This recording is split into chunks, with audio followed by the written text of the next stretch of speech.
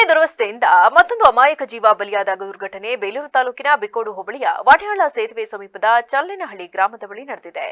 ಕಡಗರ್ಜೆ ಗ್ರಾಮದ ನಿವಾಸಿಯಾಗಿದ್ದ 45 ವರ್ಷದ ಚಂದ್ರಶೇಖರ್ ಅವರು ಕೆರೆಕೊಡಮ್ಮ ದೇವಸ್ಥಾನದ ಅರ್ಚಕರಾಗಿ ಸೇವೆ ಸಲ್ಲಿಸ್ತಾ ಇದ್ರು. ಶುಕ್ರವಾರ ರಾತ್ರಿ ಸುಮಾರು 10:30ರ ವೇಳೆಗೆ ಸಂಭವಿಸಿದ ಅಪಘಾತದಲ್ಲಿ ಅವರು ಸ್ಥಳದಲ್ಲೇ ಮೃತಪಟ್ಟಿದ್ದಾರೆ. ರಸ್ತೆಯಲ್ಲಿ ಉಂಟಾಗಿದ್ದ ದೊಡ್ಡ ಗುಂಡಿಯನ್ನ ತಪ್ಪಿಸಲು ಎದುರಿನಿಂದ ಬರುತ್ತಿದ್ದ ಟಾಟಾ ಎಸಿ ಪಿಕಪ್ ವಾಹನ ಚಾಲಕ ಬಲಗಡೆಗೆ ತಿರುಗಿದ ವೇಳೆ ಎದುರಿಗೆ ಬರ್ತಾ ಇದ್ದ ಚಂದ್ರಶೇಖರ್ ಅವರ ಬೈಕ್ಗೆ ಡಿಕ್ಕಿ ಹೊಡೆದಿದೆ. ಪರಿಣಾಮವಾಗಿ ಅವರು ಸ್ಥಳದಲ್ಲೇ ಸಾವನ್ನಪ್ಪಿದ್ದಾರೆ. ಬೈಕ್ನ ಹಿಂಬದಿಯಲ್ಲಿ ಪ್ರಯಾಣಿಸುತ್ತಿದ್ದ ಮತ್ತೊಬ್ಬರಿಗೆ ಗಂಭೀರ ಗಾಯಗಳಾಗಿದ್ದು ಅವರನ್ನ ಹಾಸನದ ಆಸ್ಪತ್ರೆಗೆ ದಾಖಲಿಸಿ ಚಿಕಿತ್ಸೆ ನೀಡಲಾಗುತ್ತಿದೆ. ಘಟನೆಗೆ ರಸ್ತೆ ದುರವಸ್ಥೆಯೇ ಮುಖ್ಯ ಕಾರಣ ಎಂದು ಸ್ಥಳೀಯರು ಆರೋಪಿಸಿದ್ದಾರೆ. ಬೇಲೂರು ಬಿಕ್ಕೋಡು ರಸ್ತೆಯ ಎರಡೂ ಬದಿಗಳಲ್ಲೂ ಆಳವಾದ ಗುಂಡಿಗಳು ನಿರ್ಮಾಣವಾಗಿದ್ದು ತಾತ್ಕಾಲಿಕವಾಗಿ ಹಾಕಿದ ಪ್ಯಾಚ್ಗಳು ಸಂಪೂರ್ಣವಾಗಿ ಕಿತ್ತು ಹೋಗಿವೆ ಎಂದು ತಿಳಿಸಿದ್ದಾರೆ. ಅಪಘಾತ ಸಂಭವಿಸಿದ ಪ್ರದೇಶದಲ್ಲಿ ಬೀದಿ ದೀಪಗಳು, ಎಚ್ಚರಿಕೆ ಫಲಕಗಳು ಸೇರಿದಂತೆ ಯಾವುದೇ ಸುರಕ್ಷತಾ ವ್ಯವಸ್ಥೆಗಳಿಲ್ಲದೆ ರಾತ್ರಿ ವೇಳೆ ಸಂಚಾರ ಅಪಾಯಕಾರಿಯಾಗಿದೆ ಎಂದು ಗ್ರಾಮಸ್ಥರು ತಿಳಿಸಿದ್ದಾರೆ. ನಮಸ್ತೆ, ನನ್ನ ಹೆಸರು ಮೇಘನಾ ಅಂತ ಹೇಳ್ಬಿಟ್ಟು. ಮೂಲತಃ ಮತವಾರದವಳು ನಾನು. ನಮ್ಮೂರವರೇ ಇವರು. ಚಂದ್ರಣ್ಣ ಅಂತ ಹೇಳ್ಬಿಟ್ಟು ಇವ್ರದ್ದು ಕೆರೆಕೋಡಿ ದೇವಸ್ಥಾನ ಅನ್ನೋದನ್ನು ಪೂಜೆ ಮಾಡಿಕೊಂಡು ಜೀವನ ನಡೆಸ್ತಾ ಇದ್ದಾರೆ.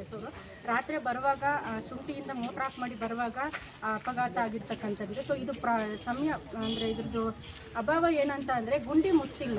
ಇದು ಯಾರಾದರೂ ಒಂದು ಎಚ್ಚರಿಕೆ ತಗೋಬೇಕಲ್ವಾ?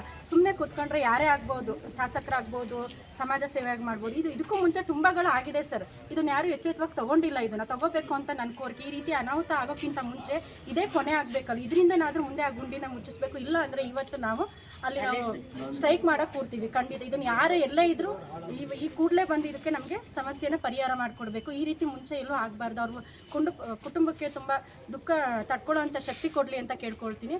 ನಾನು ಕೂಡ ಊರಿನವಳೆ ಮೇಘನಾ ಅಂತ ಹೇಳ್ಬಿಟ್ಟು. ಮಾಜಿ ಗ್ರಾಮ ಪಂಚಾಯಿತಿ ಅಧ್ಯಕ್ಷೆ ರಾಧಾ ಮಾತನಾಡಿ, ಘಟನೆಗೆ ಸಂಬಂಧಪಟ್ಟ ಇಲಾಖೆ ನಿರ್ಲಕ್ಷ್ಯವೇ ಕಾರಣ ಎಂದು ಮಾಜಿ ಗ್ರಾಮ ಪಂಚಾಯಿತಿ ಅಧ್ಯಕ್ಷೆ ರಾಧಾ ಆರೋಪಿಸಿದರು. ರಸ್ತೆಯಲ್ಲಿದ್ದ ಗುಂಡಿ ತಪ್ಪಿಸಲು ಹೋಗಿದ್ದಾಗಲೇ ಈ ಅಪಘಾತ ಸಂಭವಿಸಿದೆ. ಆ ಗುಂಡಿ ಇಲ್ಲದಿದ್ರೆ ಒಂದು ಜೀವ ಉಳಿಯುತ್ತಿತ್ತು. ಸಣ್ಣ ಪರಿಹಾರದಿಂದ ಈ ನಷ್ಟ ಭರ್ತಿಯಾಗುವುದಿಲ್ಲ. ಮೃತರ ಮಕ್ಕಳ ಶಿಕ್ಷಣಕ್ಕೆ ಸರ್ಕಾರ ನೆರವು ನೀಡಬೇಕೆಂದು ಒತ್ತಾಯಿಸಿದರು. ಕಡೆಗಜ್ಜೆ ಗ್ರಾಮದವರು ನೆನ್ನೆ ಶುಂಠಿಗೆ ನೀರು ಹೊಡೆಯೋಕ್ಕೆ ಅಂತ ಹೋಗಿದ್ರು. ಅಲ್ಲಿಂದ ವಾಪಸ್ ಬರಬೇಕಾದ್ರೆ ಅದೇನಾಯಿತು, ಈ ಕಡೆ ಗುಂಡಿ ಇತ್ತು.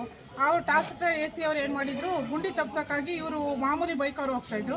ಅಲ್ಲಿಂದ ಬಂದು ಸ್ಟ್ರೈಟ್ ಹೊಡೆದ್ಬಿಟ್ಟಿದ್ದಾರೆ. ಆ ಗುಂಡಿ ಇಲ್ಲ ಅಂದಿದ್ರೆ ಅವ್ರ ಜೀವ ಉಳಿತಾ ಇತ್ತು. ಈಗ ಅವರಿಗೆ ಒಂದು ಹೆಣ್ಣು ಗಂಡು 2 ಚಿಕ್ಕ ಮಕ್ಕಳು. ಅವ್ರ ಎಜುಕೇಷನ್ ಭವಿಷ್ಯ ಏನು, ಅದಕ್ಕೆ ಸರ್ಕಾರ ವಹಿಸ್ಕೊಡುತ್ತಾ? ಅವ್ರಿಗೆ ಎಜುಕೇಷನ್ಗೆ ಏನಾದರೂ ಅವ್ರಿಗೆ ಹೆಲ್ಪ್ ಮಾಡಬೇಕು ಮಕ್ಕಳಿಗೆ. ಅವಳು ಚಿಕ್ಕ ವಯಸ್ಸು ಹುಡುಗಿ, ಅವಳಿಗೆ ಏನು ಅಂದರೆ ಏನು ಮುಗ್ದೆ ಅವಳು ಅಂತ. ಅವರಿಗೆ ಜೀವನ ಹಾಳಾಯ್ತಲ್ಲ. ಯಾರು ಹೊಣೆ ಇದಕ್ಕೆ? ಯಾವ ಸರ್ಕಾರವನ್ನೇ ತಾನೇ ಹೊಣೆ ಇದಕ್ಕೆ? ಅದಕ್ಕೆ ಇದು ಸರ್ಕಾರಕ್ಕೆ ಒತ್ತಾಯ ಮಾಡ್ತಾಯಿದ್ವಿ ನಾವು. ಇವರು ಬಿಟ್ಟಿ ಭಾಗ್ಯ ಕೊಡೋದು ಬೇಡ ನಮಗೆ. ಇಂಥ ರೋಡ್ಗಳನ್ನ ಮುಗಿಸಿ ನಮಗೆ ಒಂದು ಒಳ್ಳೆ ಇದನ್ನು ಕೊಟ್ಟು ಜೀವ ಉಳಿಸ್ತೀವಿ. ಒಂದು ಜೀವ, ಹೆಣ್ಮಕ್ಳಿಗೆ ಜೀವ ಹೋಗಿದೆ. ಹೆಣ್ಮಕ್ಳಿಗೆ 2,000 ಕೊಡ್ತಾರೆ ಅಂತಾರೆ. ಅದು 2,000 ಯಾವ ಹೆಣ್ಮಕ್ಳಿಗೂ ಬೇಡ. ಗಂಡ ಇದ್ದರೆ ಅವನು ಜೀವನ ಪರ್ಯಂತ ಹೆಂಡತಿನ ತಾಕತ್ತಿರುತ್ತೆ ಅವನಿಗೆ.